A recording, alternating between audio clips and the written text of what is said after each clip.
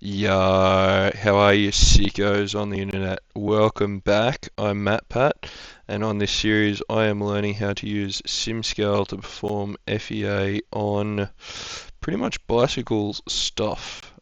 I think this series is kind of trending towards learning how to perform FEA on concentric tubes. This one might be a little bit of a longer one because I've learned a bit about meshing. Think I've learned a bit about modeling, and I think I've learned a little bit about how to analyze mesh quality. So strap in, and here we go.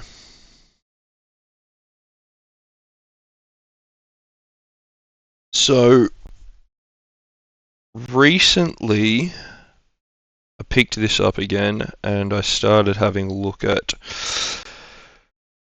trying to get a solution, and something that occurred to me is one of the reasons I may be struggling to get a model to converge is because if this mesh simplifies this part and puts all these points in it, it might actually kind of penetrate into the next part, and that could be causing really hard kind of problems for the solver to generate a solution. So today I've got a geometry that I've actually made this a little bit smaller, and I think I've made this part a little bit smaller as well to hopefully reduce the amount of clash that's there, and we'll eventually throw it in for a simulation and see what happens. But first, let's start with setting up the part. So we go geometry, here's the new import, and we are going to, how do we do this? Geometry, I want to create a geometry. Why? How do I add a new geometry? Oh, geometries, here we go. So that's a copy from a previous import, and I want to use the new import, edit a copy.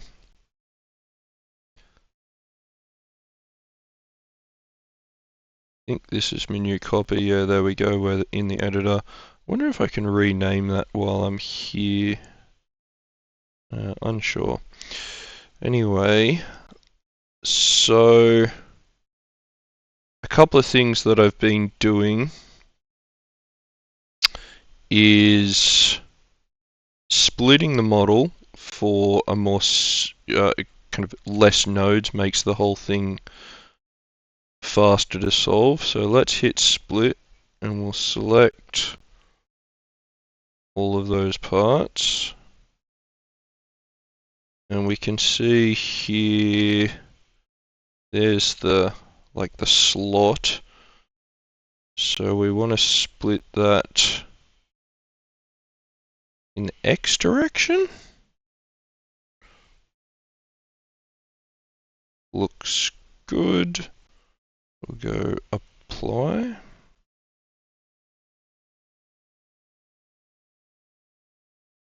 Nice. And we will imprint as well. Imprinting gives us, oops, it creates a face that I think will solve or simplify the calculation, because instead of trying to solve interactions out here, which clearly aren't happening, it will focus on interactions where there's actually overlap between the parts. So let's hit imprint, and we will pick this volume and this volume. I'm going to apply an imprint.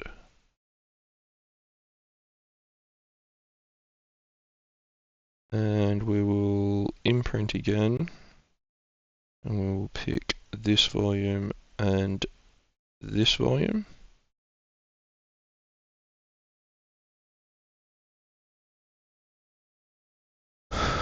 Okay.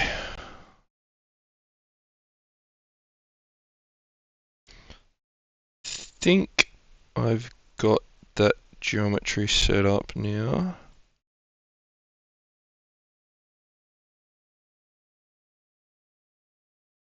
Just seeing if I can rename it so I don't get confused.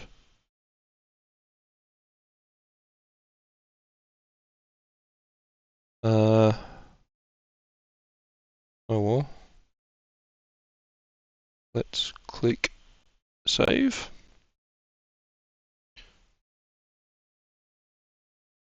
And we can rename it now.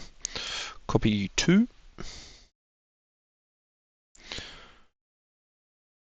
Alright.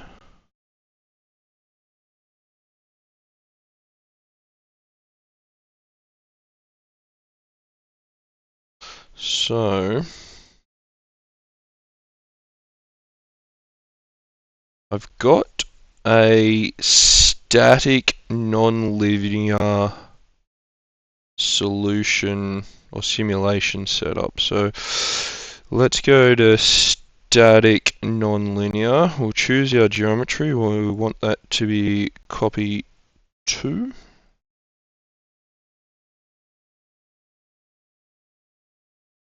We'll click OK on that. The contacts, we got 2 contacts. We don't want bonded. Oh no. We want to ditch all our contacts there. Delete.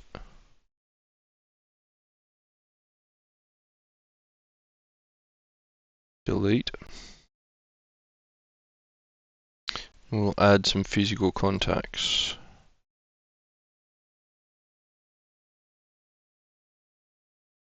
We will have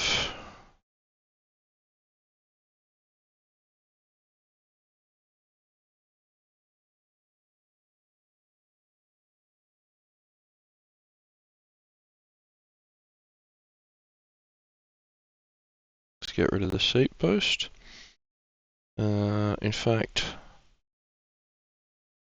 let's do the first contact. That would be, we'll go penalty method, contact stiffness, moderate. So this model, the reason that I'm using this, I've actually shrunk those dimensions just a little. And we will try using a fictitious clearance. And I shrunk it 0.05 millimeters. So at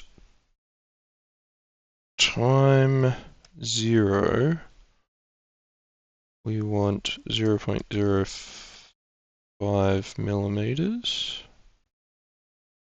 And at time 0.25, we will have 0 millimeters. Don't know, we'll see if this helps. We will assign our faces, so master. The reason I choose this one first is because I want it to be the master, it's not deforming.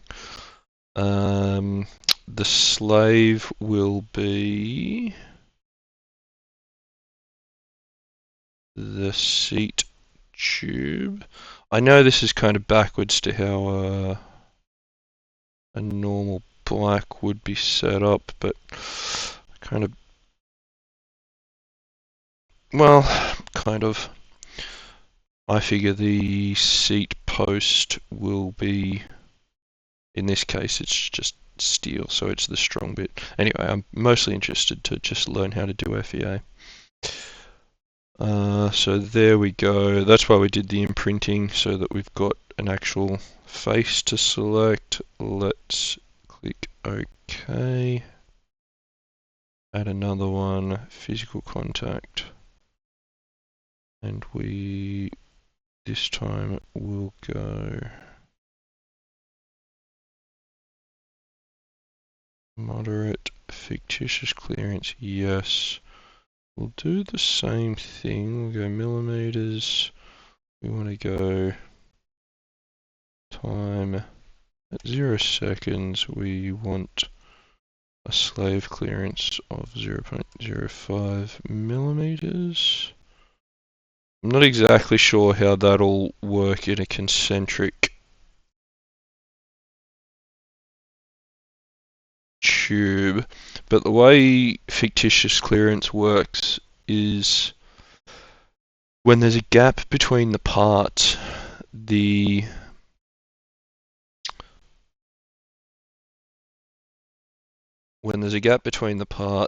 it puts material in there that has a stiffness that matches one of them. I'm not sure which one.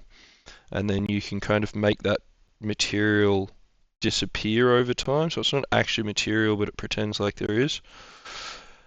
And my theory is if over time, I decrease its gap tolerance, it'll allow those two surfaces to kind of come closer and closer and then eventually contact one another instead of being loaded quite hard to start with. And where I had like the pointy concentric thing, I had this situation where I had like a point, I think, poking into the part, and so it always had penetration there, and so it just wasn't happy and wasn't able to solve.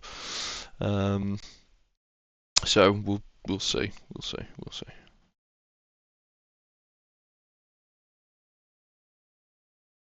So we'll click apply, and we'll make this the master, and our slave will be the clamp. I need to hide both of those, so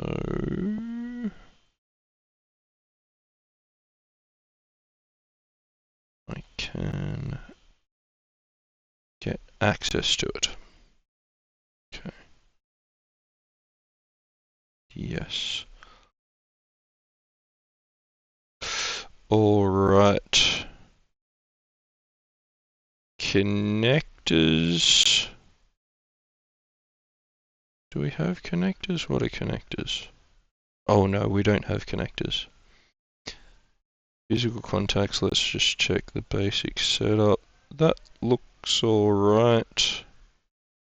I've got contact smoothing on, which should have helped that kind of penetration stuff, but I still wasn't getting anything to solve, so we'll try this. Okay, there. Element technology. Now,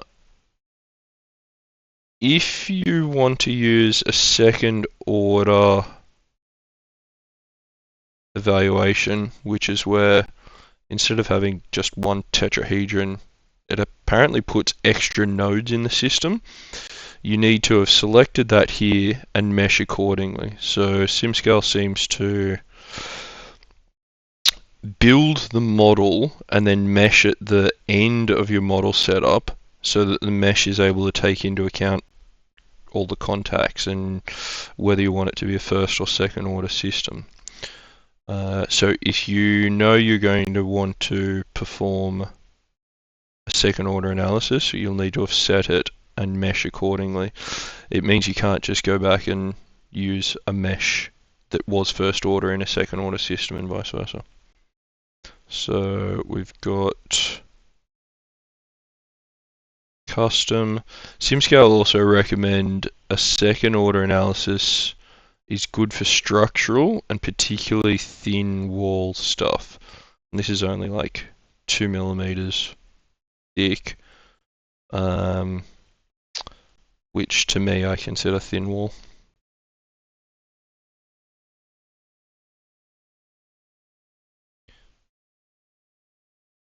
element definitions. No, we don't want element definitions. Model, let's have a look. Linear, we're going non-linear. We're not worried about gravity and gravity directions. Materials, let's assign that to make this a titanium bit of tube. Make that titanium.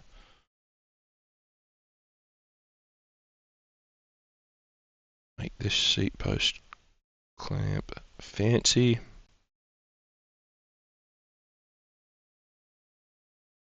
Yep, there we go. Make that steel. Don't see steel seat posts very often anymore, but that's what I'm using for the moment. Alrighty, so boundary conditions.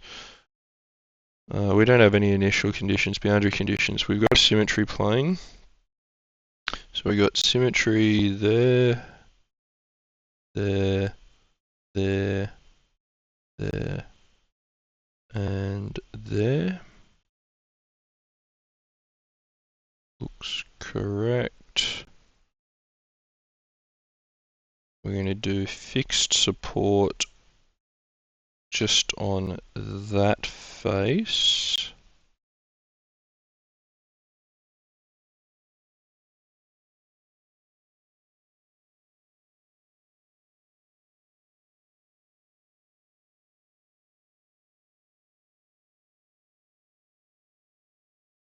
Kind of modeling this different than a bike a little bit.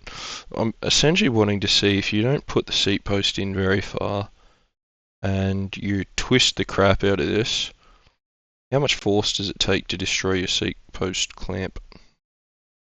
So seat post to seat tube. So this is an elastic support, and apparently when the model is loaded, this part will just move in free space and mess with the simulation. So you put in an elastic support with a small K value, and that holds it in place long enough for the solver to start doing maths, and with a low enough K value stops the part moving, but it doesn't impact the overall results. So we want to go between the seat tube and the seat post.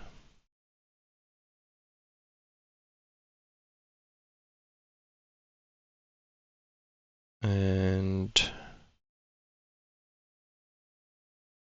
the seat tube and the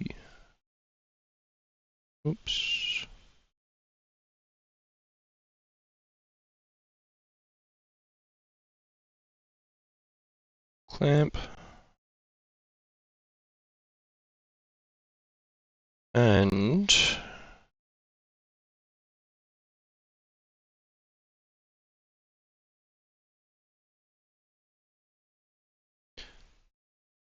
out at this end, we're going to put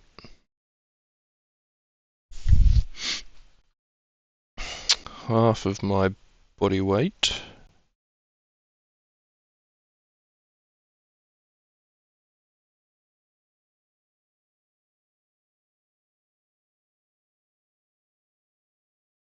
because we've got half of the model. We'll do a force now. The Y direction is that way. So if it makes sense to me that if I want to pivot around this point and cause that to be pushing that way and to be opened up, I would want to put force in the negative y direction. So that would load that corner and load this back corner. But I've been struggling to make it work that way. So instead, I am going to do the reverse of that, and we'll see if it works. I think that should be negative 500, being kind of 50 kilos. But I'm going to put it in as 500 for 50 kilos in the y direction. And we'll see if that solves.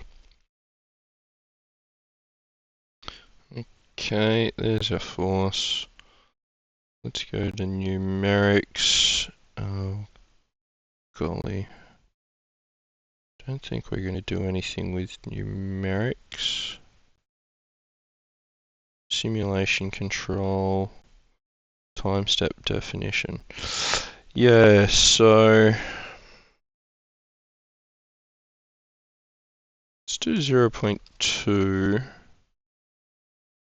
so that gradually reduces the fictitious clearance, or there'll still be full fictitious clearance at the first solve, reduced mostly at the second, and by the time it gets to the third, it's really reducing.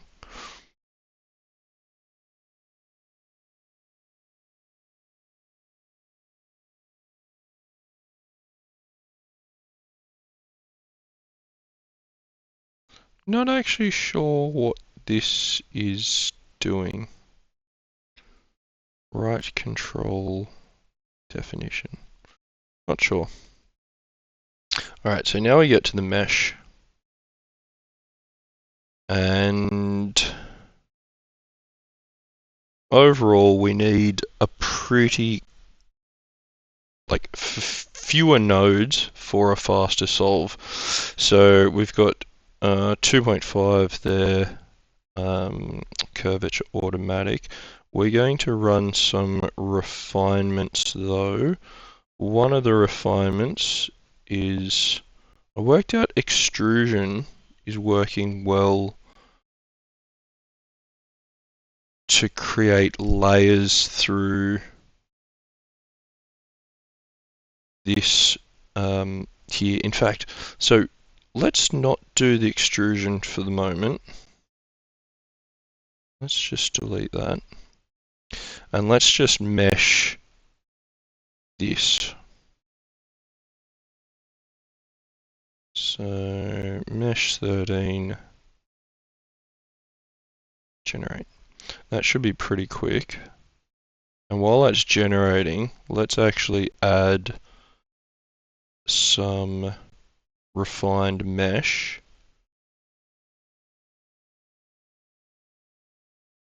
And I can't extrude from this face down to the other end because the slot that's cut in here damages the extrusion, but I can extrude from inside to outside or outside to inside. So let's turn off that and that, and we're going to extrude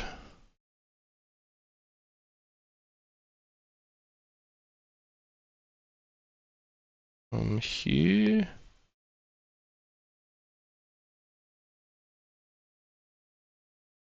to here. Oh no, clear list.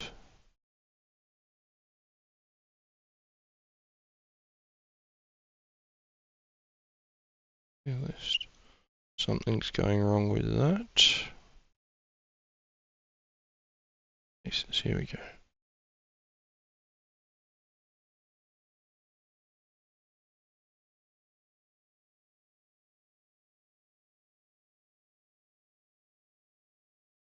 And instead of extruding an element thickness, what we're going to say is 4 elements across its thickness. Go 4. Triangular seems fine. I don't think we care about the size of the mesh inside and outside.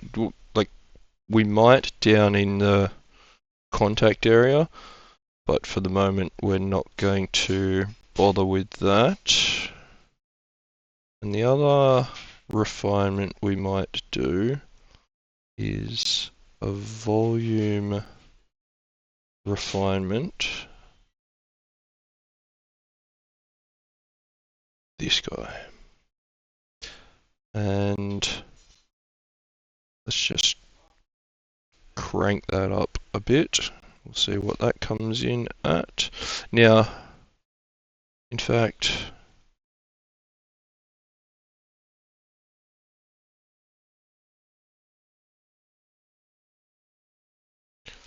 let's try default size, distance. No, I think sizing, automatic custom. Here we go. Ah, this is what I wanted. So, millimeter.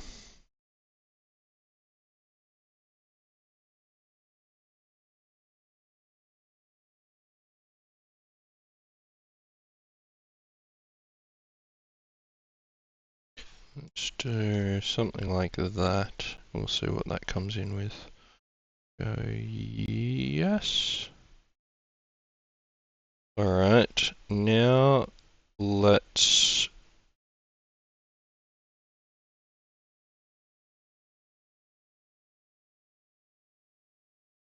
fourteen.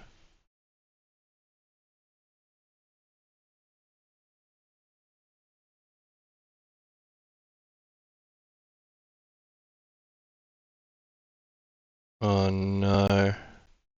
I think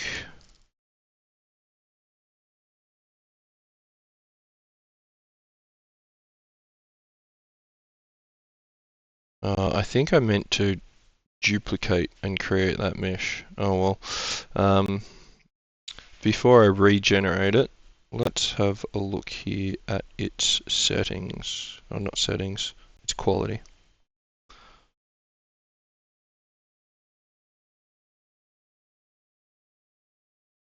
So if we go to aspect ratio, we can see that out here we've got some pretty high aspect ratio. If we consider skewness,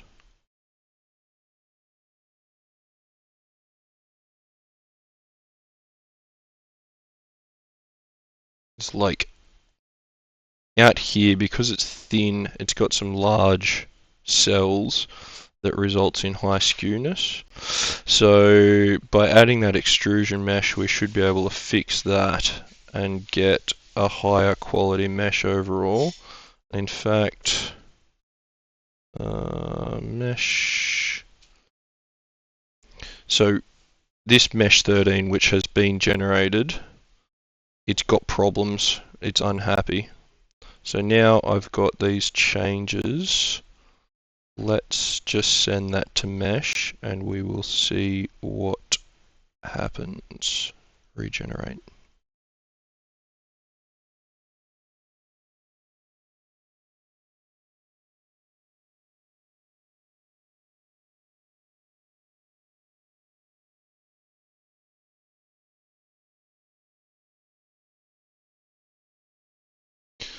Here's our mesh regenerating. We're up to 95%. Hopefully that'll finish in just a second. There we go. So now it meets mesh quality criteria. And let's have a look at mesh quality.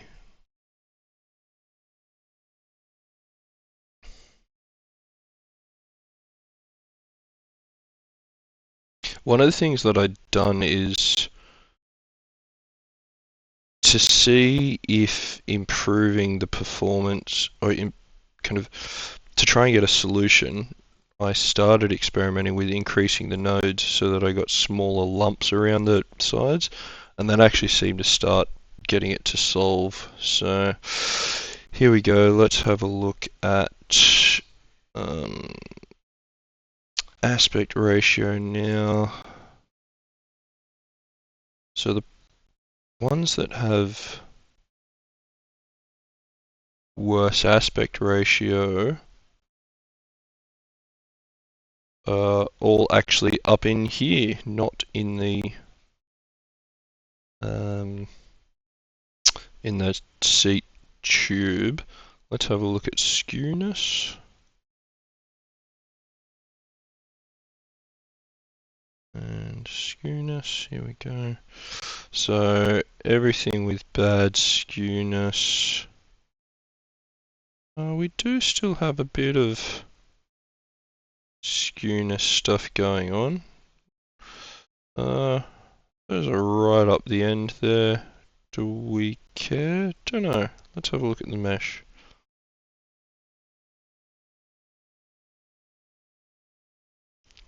Whoa, 500,000 nodes. Way more than I meant to have in there. That's probably a bit too detailed on the ring. But you can see now that extrusion put those 4 steps through here, and that's super fine in here. Anyway, don't know. Let's send that to solve and we'll see what we get. We might finally be on the right track. So we go yes.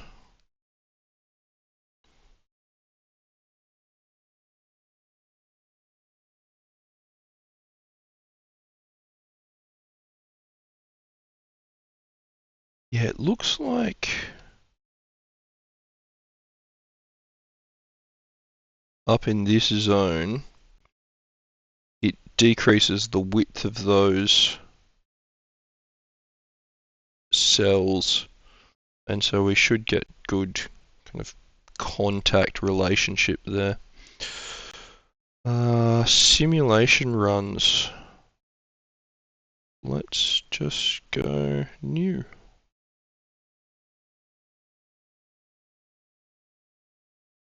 Run 3.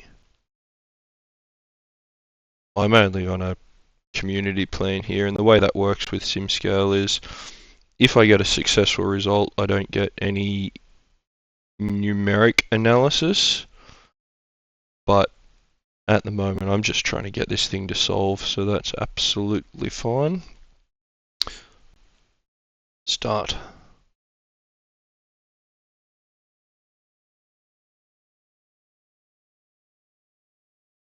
Alright, well, let's run that and I'll check in with you partway through.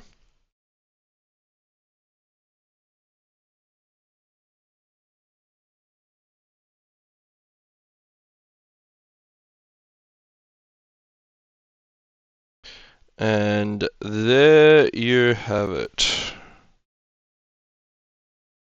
Simulation failed. It was taking a while to actually get to stuff. I think 500,000 nodes might be a bit too much. Don't know if it gets better on a paid subscription or whatever, but we spent 16 minutes and got no result. Solver log, yeah, I don't know. This is French. This is a warning. If you do not understand the meaning of this warning, you can obtain unexpected results. Yep, I don't speak French. I didn't understand the warning. And I did expect it to fail. Anyway, there you go. I'll catch you on the next one. I'll regenerate a mesh and we'll try something a little bit smaller, see if we can get a result. Thanks for tuning in. Bye.